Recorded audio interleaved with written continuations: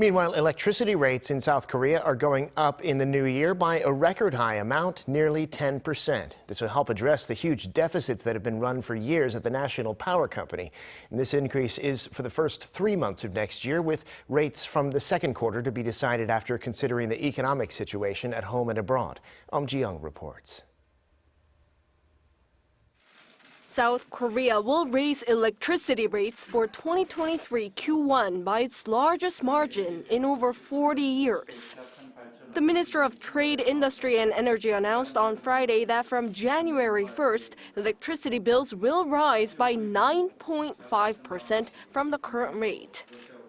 Rates will go up for both consumer and industrial use by about 13 won, or roughly 1 US cent per kilowatt hour, the highest raise since 1981.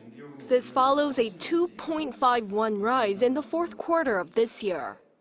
The changes are made to address unprecedented losses the state-run utility faces amid soaring fuel costs. Soaring global energy costs have not been reflected in domestic rates, so the Korea Electric Power Corporation suffered losses of 6 trillion won last year. The company is expecting losses of more than 30 trillion won this year. With this, the domestic energy supply is at risk. It is also affecting the bond market and pressuring the South Korean economy as a whole. Bills for a 4-person household will rise by an average of roughly $3 per month to result in a monthly bill of around $45.